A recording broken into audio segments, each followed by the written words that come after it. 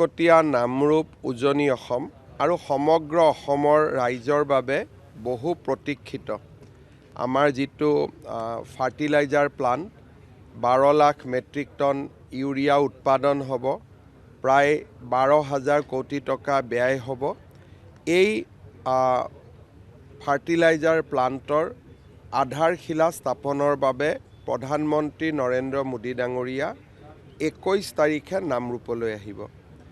আজি মই মাননীয় মন্ত্ৰী প্ৰশান্ত ফুকন, পীযুষ হাজৰিকা, স্থানীয় বিধায়ক তৰংগ গগৈ, তেৰছ গোৱালা সকলোৰে সৈতে সভাস্থলীখন আমি পৰ্যবেক্ষণ কৰিলোঁ আৰু আমাৰ গুৱাহাটীৰ পৰা মুখ্য সচিবকে ধৰি বাকী বিষয়াসকলো আহিছিলে।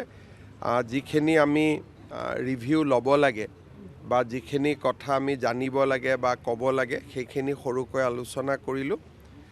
মই ভাবোঁ যে অসমৰ ৰাইজৰ বহুদিনীয়া প্ৰতীক্ষা আছিলে।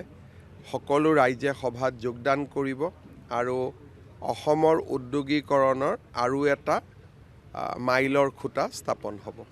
এইটো খুব আমি যিটো ধৰণে কাম দেখা পাইছোঁ বা কৰিছোঁ, কাৰণ ইয়াত অসম গভৰ্ণমেণ্টৰ 40% কণ্ট্ৰিবিউশ্যন থাকিব।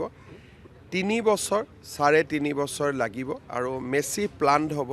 আপোনালোকে অনুমান কৰিব পাৰে পুৰণা BVCL 3 লাখ মেট্ৰিক টন আছিল, ই 12 লাখ মেট্ৰিক টন হ'ব, তাৰমানে 4 টাইমছ ডাঙৰ হ'ব। কাৰণ যিমানে ডাঙৰ হ'ব সিমানে ফেক্টৰীটো নিজৰ ভৰিৰ ওপৰত নিজে থিয় দিব পাৰিব, লোকচান নহ'ব। সেইকাৰণে আমি প্ৰথম পৰ্যায়ত 12 লাখ মেট্ৰিক টন আৰু ভৱিষ্যতেও ইয়াক আমি ইউৰিয়া প্ৰথম 12 লাখ মেট্ৰিক টন ইউৰিয়া বনাব, কিন্তু বাকী ফাৰ্টিলাইজাৰো আমি যাতে ভৱিষ্যতে বনাব পাৰোঁ তাৰো ব্যৱস্থা আমি ইয়াত ৰাখিম আৰু টেণ্ডাৰো ইতিমধ্যে আৰম্ভ হৈ গৈছে। দেশ বিদেশৰ 24টা কোম্পেনীয়ে ইণ্টাৰেষ্ট দেখুৱাইছে।